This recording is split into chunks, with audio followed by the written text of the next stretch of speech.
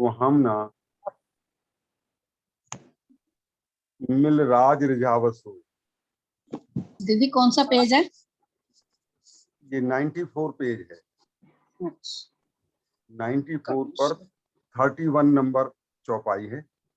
ठीक है। चढ़त दादरे देखिए एक ठौर सब कोय, सूर उठत सुहामना मिल राज रिझावसो। एक ही स्थान पर एक साथ सभी ब्रह्मंगनाओं को सीढ़ियां चढ़ते हुए देखिए। उस समय उनके आभूषणों से सामूहिक मीठी झंकार उत्पन्न होती है। इस प्रकार सभी सखियां मिलकर श्री राजीव को रिझाती हैं। अर्थात जो सखियों के आभूषण हैं वो भी मीठी ईश्वर से चेतन होने के कारण वो भी रिझाते हैं। उनके आभूषण और वस्त्र सभी चेतन होने के कारण सब संपूर्ण परमधाम की यावत सामग्री राजीव को रिझाती है। तो उनके जब वो चलती हैं सखियां तो उनके पैरों से जो झांझरी है, घुंघरी है, कांबी है, कड़ला है, उससे निकलने वाली मीठी आवाज पियाजी को मोहित करती। क्या कहूं इन बिहार में सुख गिनती नाही पार, ए ब्रह्म सृष्ट जाने जो रहे नित्य विहार। अखंड परमधाम की लीला विहार का क्या वर्णन करें, वहां के सुख तो बेशुमार है, क्योंकि अनंत है परमधाम और वहां पर लीलाएं भी सब अनंत ही हैं। तो उन लीला विहार का वर्णन जो है वो कहा नहीं जा सकता, वर्णन में नहीं आता है। वहां के सुख तो बेशुमार हैं, उनके विषय में ब्रह्म सृष्टियां ही जानती हैं जो उस अखंड लीला में युगल स्वरूप के साथ है नित्य शामिल रहती हैं। क्योंकि ये ब्रह्मंगनाएं जो हैं ये सुबह से लेकर के और रात भर मतलब 24 घंटे जो है आठों पहर राजीव के साथ रहती हैं। खाना पीना खिन खिन लिया प्यार और सुरोहन, पल पल माशूक निहारना यही आहार आस्ते। तो वहां तो सब कुछ राजीव के प्रति उनके जितनी भी लीलाएं हैं सब वो सब रिझाने की ही है। राजी सखियों को रिझाते हैं और सखियां राजीव को और श्यामा जी को रिझाती हैं।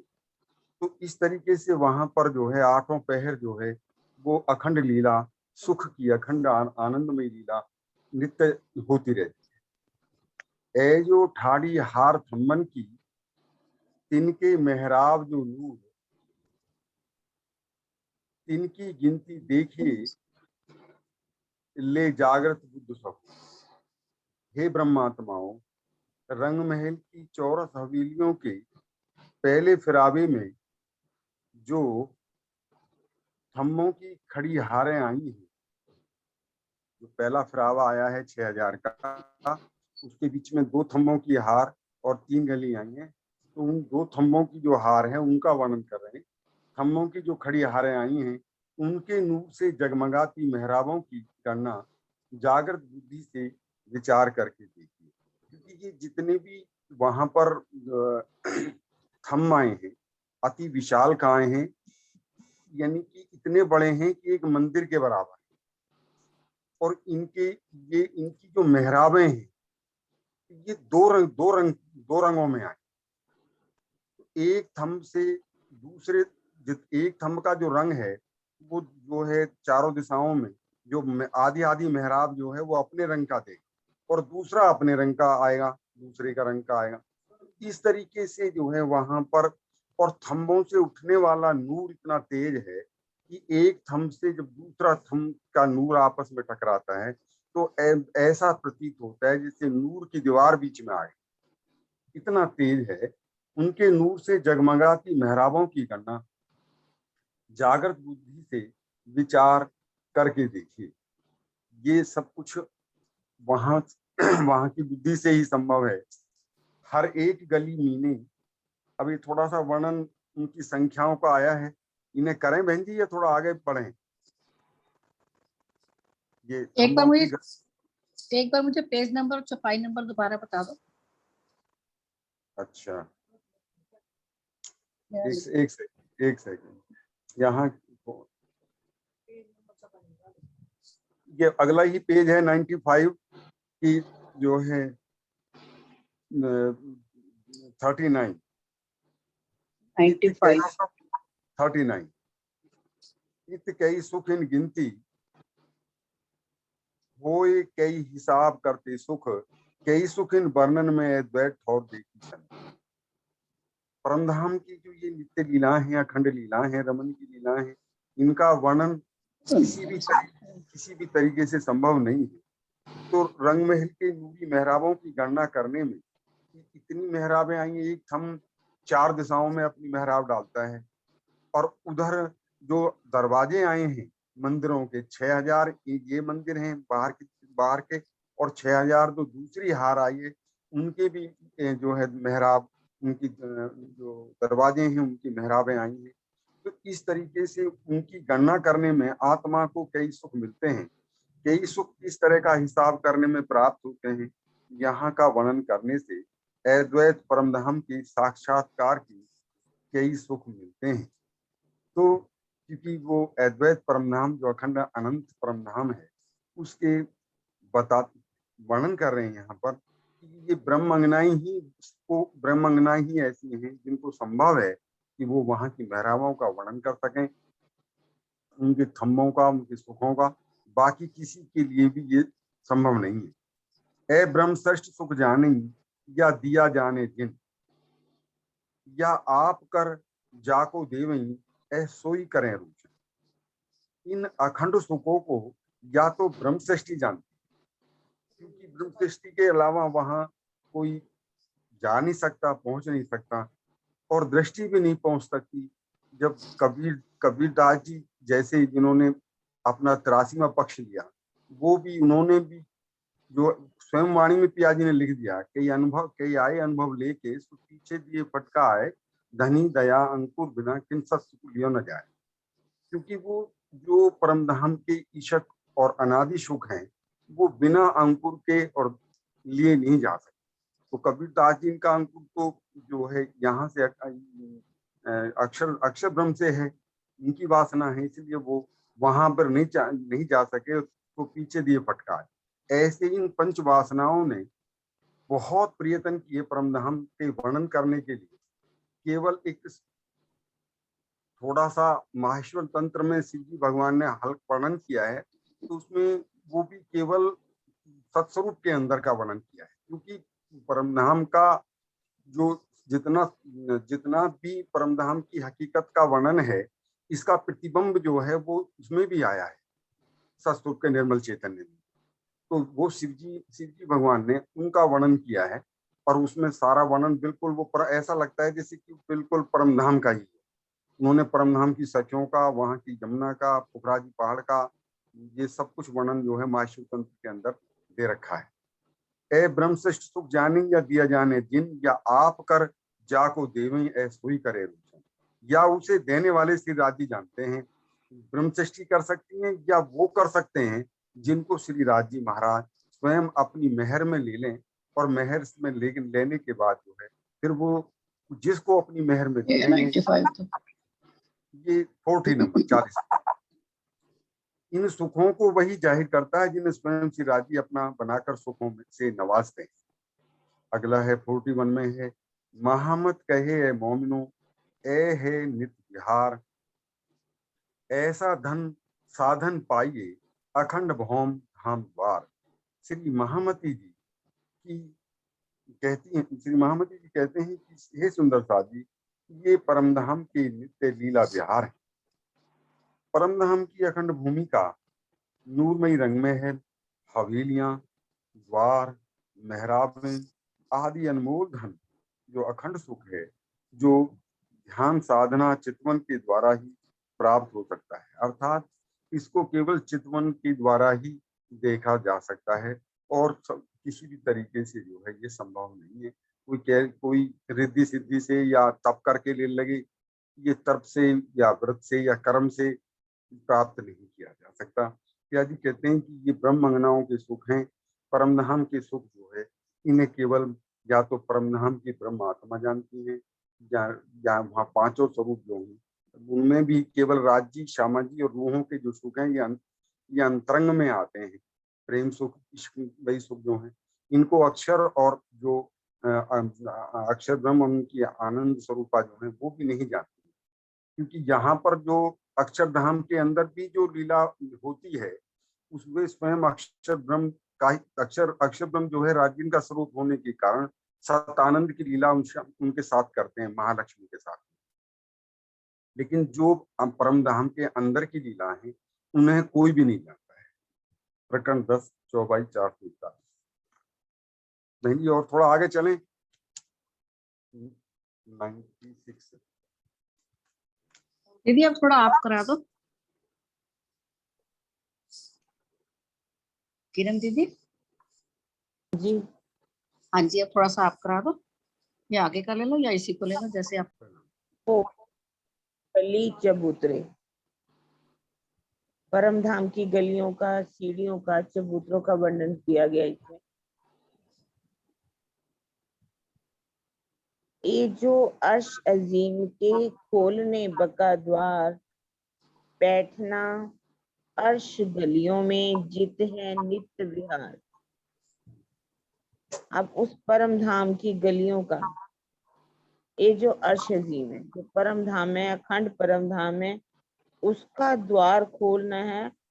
द्वार खोलने का मतलब क्या है? उसके बारे में सारे संसार को प्रकट करना है, बताना है कि ये परम धाम है क्या, जिसकी खोज कर रही थी आज दिन तक, उसके बारे में बता रहे हैं। बैठना अर्श गलियों में। अब इन गलियों में कैसे प्रवेश करना है हमने? नित्य है नित्य विहार, जहाँ राज्य, श्यामाजी, सखियां जो हैं हमेशा ही नित्य विहार करते हैं, लीलाएं करते हैं इन गलियों में, वहां का वर्णन कर रहे हैं। नाथी तरफ त्रिलोक में आज लो न पाई किन। जिस परम धाम के बारे में आज दिन तक तीनों लोकों में, तीन लोक कौन से कहे जाते हैं यहाँ पर? मृत्युलोक, स्वर्गलोक और वैकुंठ लोक। आज लो ना पाई किन, आज तक कोई भी उसका वर्णन नहीं कर पाया। सैगुन दौड़ कर थाके तीनों, ब्रह्मा विष्णु महेश, इन्होंने दौड़ तो लगाई, खोज करने की कोशिश तो की, हुआ ना दिल रोशन, पर किसी का भी दिल रोशन नहीं हो सका था। उस अखंड परम धाम का ज्ञान कोई भी नहीं बता सका। आप देखते हैं, हम अक्सर देखते हैं शिव जी जो हैं वो भी हजारों हजारों वर्षों की समाधि लगाते हैं। विष्णु भगवान भी समाधि लगाते हैं, ब्रह्मा जी भी उनका ध्यान करते हैं। खोज खोज करके थक गए, पर उन्हें उस अखंड परम धाम का ज्ञान प्राप्त नहीं कर सका। जैसे कि अभी श्रीनिवास जी ने भी बताया, शिव जी भी अगर ध्यान कर रहे हैं, पुराण संहिता के अंदर भी आप पढ़ो, या महेश्वर तंत्र किताब पढ़ो, तो उसमें उन्होंने सिर्फ सतरूपता का वर्णन किया, आगे का वो भी वर्णन नहीं कर पाए। फिरस्ते 14 तबक में, जो फिरस्ते हैं देवी देवता हैं इस 14 लोगों के ब्रह्मांड में, रहे सब उम्मीदवार, सब उस पारब्रह्म को पाने की उम्मीद रखते हैं, चाहना रखते हैं कि हमें उसके बारे में पता चले। मोहम्मद की उम्मत हमें बख्शावन हार। मोहम्मद की उम्मत, यहाँ जब बात आ गई मोहम्मद की उम्मत, तो ऐसा लगता है कि ये मोहम्मद साहब की बात की गई, लेकिन मोहम्मद का अर्थ क्या बताया गया? मोहम्मद का अर्थ होता है महिमा से परे, जिसकी महिमा आज दिन तक कोई भी बता नहीं पाया। उसकी उम्मत जो है, प्राणनाथ जी की जो उम्मत है, जो जमात है, वो क्या करेगी? हमें बख्शावनहार 14 तबके देवी देवता कह रहे हैं कि हमें जब वो आएंगे इस संसार में हमें अखंड मुक्ति वही दिलाएंगे, हमें तभी अखंड मुक्ति को प्राप्त कर पाएंगे। क्योंकि सभी इंतजार कर रहे हैं कि कब वो पारब्रह्म आए, कभी इस संसार में परम धाम की ब्रह्म सृष्टियां आए तो हमें भी मुक्ति मिले।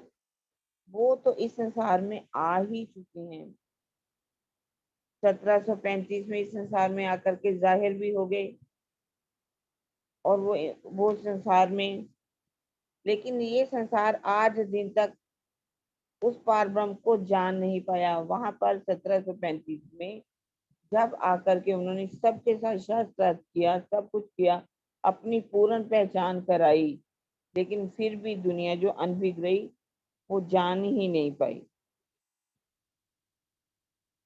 जबकि दुनिया पैदा हुई, जब से ये संसार की उत्पत्ति हुई है, तब को देखत सब कोई, तब से लेकर आज दिन तक सारे संसार वाले इंतजार कर रहे हैं, उनको खोज कर रहे हैं, उस अखंड परम धाम को जानने के लिए पूरी कोशिश कर रहे हैं। बक्का ठोर कायम की सुध न काहू होए, लेकिन उस अखंड परम धाम के बारे में आज दिन तक किसी को कोई जानकारी नहीं मिल पाई। उस परम धाम के बारे में कोई भी जान नहीं पाया। जेते कोई पैगंबर, कहा जाता है कि कितने पैगंबर, 1,20,000 पैगंबर हुए, तो सारे उम्मीदवार उन्होंने, आप देखिए जितने पैगंबर हुए उन्होंने ये तो कहा कि अल्लाह ताला है, पारब्रह्म है, लेकिन पूरी तरह से वो भी नहीं जान पाए। सारे उम्मीदवार हैं, सब उनको जानने की पूरी खोज करते रहे और आशा रखते रहे कि हमें उनके बारे में पता चले। जब मेहर द्वार खोलेगा, जब स्वयं पारब्रह्म आएंगे, अपनी मेहर से, कृपा से उस परम धाम के द्वार को खोल देंगे, अर्थात आकर के अपनी पूर्ण पहचान कराएंगे, तब पहुंचे परवरदिगार, तब वो क्या करेंगे, उस पारब्रह्म का साक्षात्कार कर पाएंगे। मोहम्मद अलैहिस्सलाम ने, यहाँ कौन, मोहम्मद सल्लल्लाहु अलैहि वसल्लम की बात की गई है, इन्होंने आकर के सब किए उम्मीदवार, सबको आकर के ये आशा दी, आकर के सब अखंड परम धाम की बातों को बताया। मैं आऊंगा आखिर, उस समय जब वो आए मोहम्मद साहब, तब भी उन्होंने पहचान कराई कि पारब्रह्म एक है, अल्लाह ताला एक है।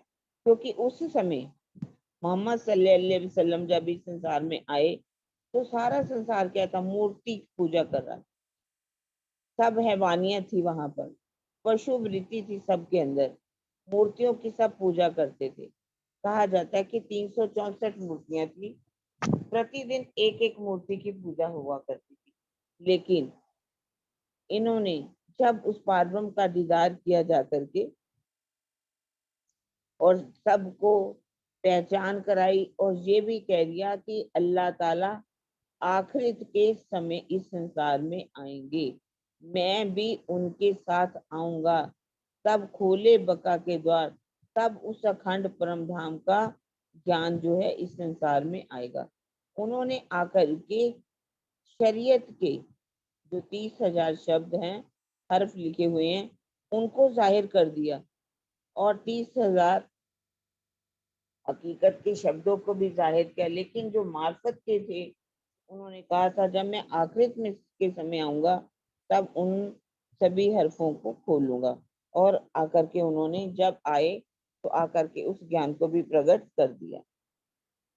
तब तुम मोको चीनी हो, तब तुम मेरी पहचान कर लेना।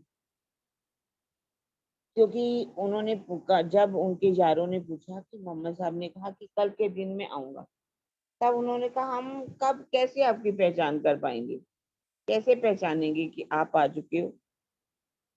तो उन्होंने कहा तब मेरी पहचान कर लेना, मैं खोलूंगा फिरकान, धर्म ग्रंथों में लिखे हुए, कुरान में लिखे हुए जितने भी गुज रहस्य हैं, मैं आकर के प्रकट करूंगा। और ये भी कहा था कि जो मार्फत के हर्फ लिखे हुए हैं, क्योंकि सुने तो थे उन्होंने 90,000 हरफ, 30,000 हरफ शरीयत के थे, 30,000 तरीकत के, और 30,000 जो थे वो हकीकत और मार्फत के थे। वो उन्होंने कहा था आखिर में आकर के खोलूंगा। बिना उम्मत खासल खास, और इन हरफों को कौन पहचान करेगा? मेरी पहचान कौन करेगा? जो खासल खास ब्रह्म सृष्टि है वही पहचान करेगी। कोई कर ना सके पहचान, दूसरा कोई भी मेरी पहचान नहीं कर पाएगा। आज हम देख रहे हैं कुरान को कौन नहीं पढ़ रहा? कुरान को सभी पढ़ रहे हैं, सभी कह रहे हैं अपने आप को मोमिन, लेकिन उसके अंदर जो गुज रहस्य लिखे हुए हैं उनको आज दिन तक कोई भी जान नहीं पाया। क्योंकि जब अल्लाह ताला के पास मोहम्मद साहब पहुंचे, 90,000 हरफों को सुना, तो उन्होंने कह दिया था कहा सुबह ने मुझको हरफ 90,000, 30,000 जाहिर कीजियो, 30 पर अख्तियार, बाकी जो 30,000 बचे तुम राखियो छिपाए, आखिर को हम आपसी, आखिर को द्वार खोलसी हम जब आए। मतलब उन्होंने कह दिया था कि 30,000 हर्फ जो है आप शरीयत के खोल देना, और 30,000 उन्होंने शब्द जो थे किसको दिए? अपने अली को। अली ने उन 30,000 जो आज भी सूफी मत वाले, आप देखते हैं सूफी मत वाले भी कैसे इश्क में प्रेम में डूब करके बंदगी कितनी करते हैं, और वो 30,000 हर्फ भी तरीकत के जो हैं उसमें लिखे 60,000 हर्फ जो हैं कुरान के अंदर होने चाहिए, लेकिन कितने लिखे गए हैं? 73,634। 13,634 जो हैं वो मुहादिया द्वारा और मजीम के द्वारा उसमें मिलावट कर दी गई, जो आज भी लड़ाई का कारण बने। तो क्योंकि इन हरफों को उन्होंने कह ही दिया था जब मैं आऊंगा, आखिर को हम आए, जब हम आखिर को आएंगे तो इन 30,000 शब्दों को जब मैं खोल दूंगा, तब तुम मोको चीनियों मैं खोलूंगा फिरकान, तब मैं कुरान को के अंदर जो बुझ रहस्य लिखे हुए हैं आकर के खोल दूंगा। बिना उम्मत खासल खास, बिना खासल खास उम्मत के कोई कर न सके पहचान, मेरी पहचान आज दिन तक कोई भी कर सकता नहीं। मैं कहता हूँ उम्मत को, मैं किसको बात करता हूँ? मैं कहता हूँ उम्मत को। मैं ये सारी बातें अपनी जमात को कहता हूँ। तुम रहियो उम्मीदवार, तुम भी मेरी उम्मीद करना, आखिरत के समय जब मैं आऊंगा, जब मैं करूं सिफायत, जब मैं आऊंगा तो मैं आकर के हक की सूरत श्री प्राणनाथ जी से आपकी सिफायत करूंगा। हुए दीदार परवरदिगार, तब सबको उस पारब्रह्म का दीदार हो जाएगा। तब तुम सभी परम धाम के उस पारब्रह्म के परमात्मा के दर्शन जो है अल्लाह ताला का दीदार कर पाओगे। मैं कहता हूँ तुमको, हाँ ये हो गई। मैं खोलूंगा भिस्त को, मैं किसको खोलूंगा? करके भिस्त के दरवाजे को खोल दूंगा। उस वक्त सब द्वार तुम्हारे लिए उन भिस्तों के दरवाजे जो हैं वो खोल दिए जाएंगे। तब तुम मुझको पहचानियो, तब तुम मेरी पहचान कर लेना। हुए ईमान पर उस्तवार, तुम ईमान ले आना और उस ईमान पर आकर के खड़े हो जाना।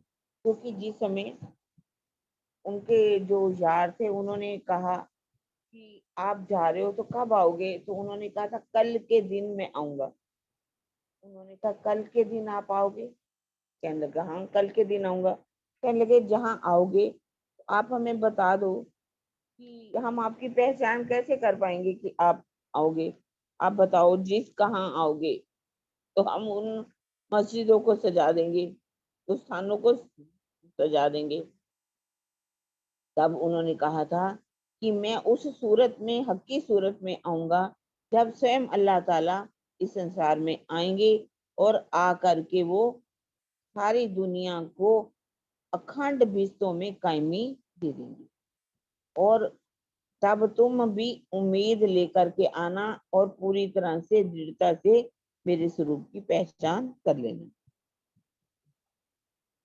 कोई मेरी 3 सूरतें, उन्होंने क्या कहा, मेरी कितनी सूरतें हैं? 3 सूरतें। आप सब सुंदर साथ को पता है कौन सी 3 सूरतें हैं? बसरी, मलकी और हकी। ये तीनों करें जी। आवाज।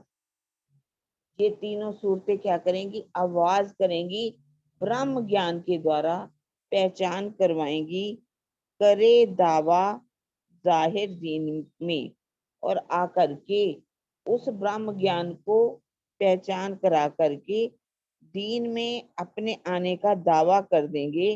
रहे क्यामत के काल, उस समय समझ लेना कि क्यामत आ चुकी। क्यामत का मतलब जैसे मैंने पहले भी बताया, क्यामत का मतलब है उस तारतम वाणी के ज्ञान का अवतरण हो जाना। तारतम वाणी का ज्ञान जब अवतरित हो जाएगा तो समझ लीजिए कि अब उस अखंड परम धाम के अर्शे अजीम के द्वार जो है खुल गए। सारे संसार को अखंड मुक्ति देने वाला ज्ञान जो है इस संसार में आ गया। ये जो आयतें कुरान की, जो कुरान में आयतें लिखी हुई हैं, ये जो कही सूरत और 3 सूरतों का वर्णन भी किया गया है। 3 सूरतों का वर्णन जो किया गया है मैं भी बताती हूँ। तामे मुक्ता हरफे कहे, खोलने की यही शरत। इस ये हरफे मुक्तियात इसमें लिखे हुए हैं कुछ 12। जब इन मायने खुल जाएंगे हरफे मुक्तियात के, संकेतिक शब्दों में, हरफों में कुछ शब्द लिखे गए हैं। 3 सूरतों का अर्थ लिखा हुआ है। जैसे कि कुरान का पहला पारा है, उसमें 3 सूरतों का वर्णन है, जिसमें कहा गया है अलिफ, लाम और मीम। हम भजन भी बोलते थे आयशा जी, बहुत अच्छा। अल्फ, लाम और मीम के मायने अब इन्हीं से तो अब खुल रहे हैं। गिर रही हैं मिश्री की ईंटें। ये वक्त भजन भी बहुत अच्छा बना हुआ था, तो जिसमें स्पष्ट रूप में लिखा हुआ था, कहा गया था अलिफ, लाम और मीम, ये 3 हैं, बसरी, मलकी और हकी। और एक है 12 हरफे मुक्तियात है, जिसमें एक है साद। साद आप करते हैं ना, एक बार साद करो मुझको, मैं जी करूं 10 बीस। साद करना मैंने रिझा लेना। एक है शाह, 6वां है काफ, काफ मैंने संसार। 7 में है हा, है। 8वां है या, है, अहो। 9वां है एन, पढ़ते हैं ना, एन शब्द जो है क्या कहते हैं, इसमें एक छुपाई है। रसूल आया हुक्मे नाम धराया गैन, हुक्म बजाए पीछे फिर एन का एन शब्द भी है उसमें। 10वां है ता, तक। और 11वां है सीन, सीन मैंने दूध।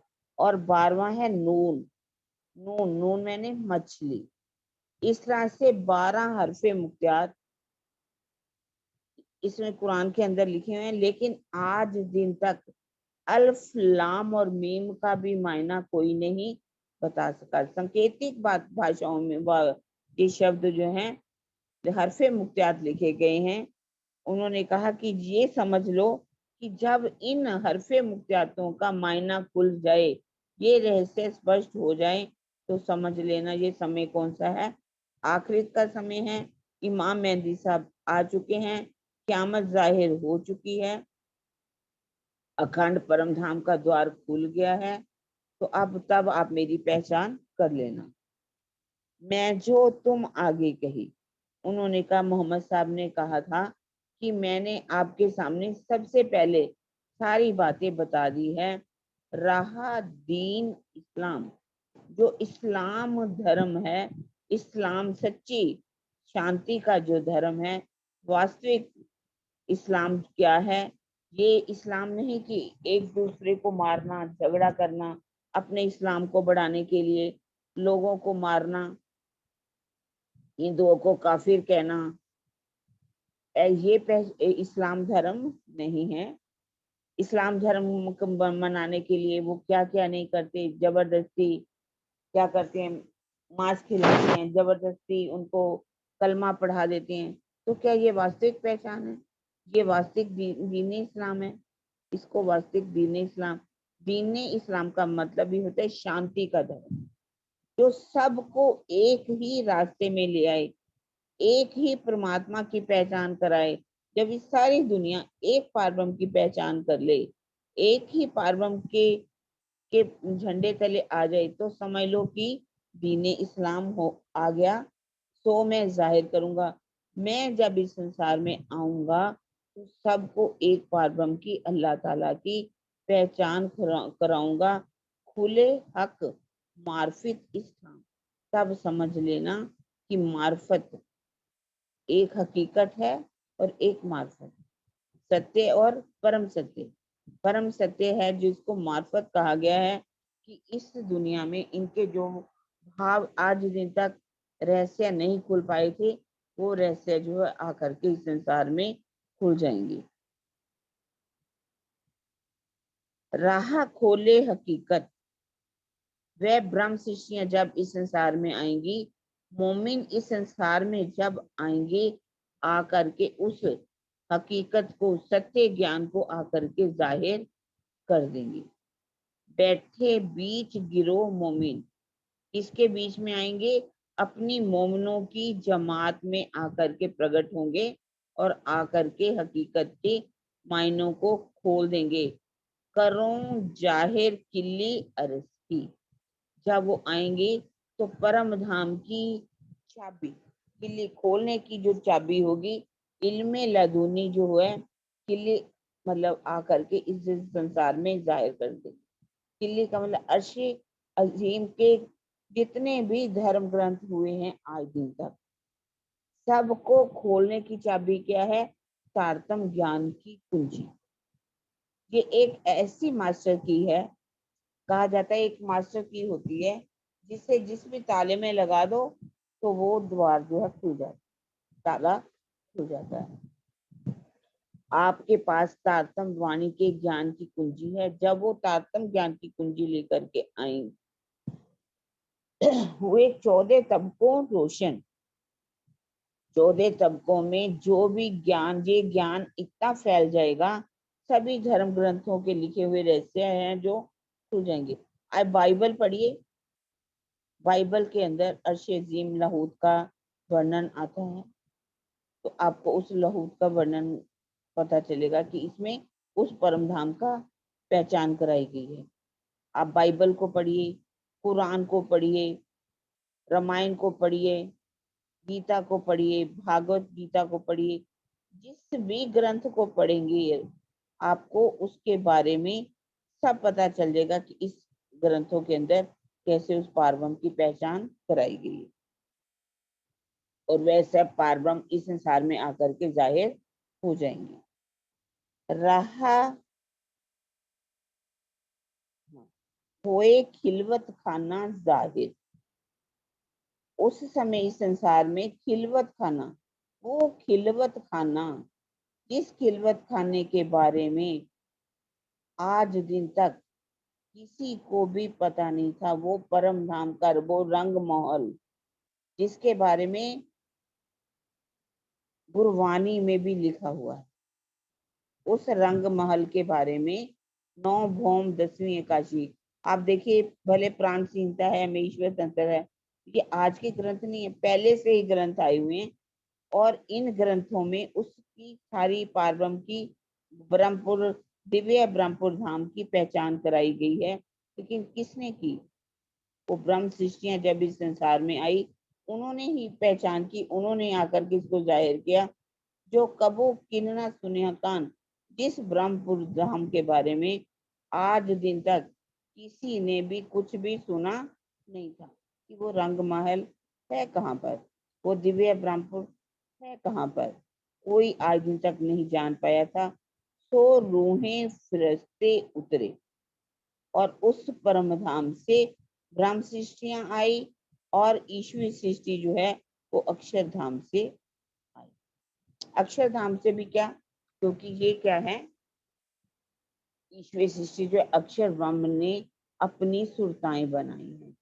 जिन जीवों पर ये आकर के इन्होंने अपनी सुरताएं डाली हैं, उन्हीं को ही क्या कहा गया, फरिश्ते ईश्वरी सृष्टि कहा है। तो होए सबो पहचान, जब वो इस संसार में आई, उनके आने के कारण ही इस दुनिया में सबको किसकी पहचान हो जाएगी, उस पारब्रह्म की पहचान हो जाएगी, उस रंग महल की, उस खिलवत खाने की, जहां पर पारब्रह्म की आत्माएं बैठ करके इस खेल को देख रही। तब पोहरा होए दजाल का, उस समय क्या है, किसका राज्य चलेगा, दज्जाल का। होए सखत वक्त, इतना सखत वक्त होगा, ऐसी परिस्थितियां पैदा हो जाएंगी कि उतरे अजाब आसमान से।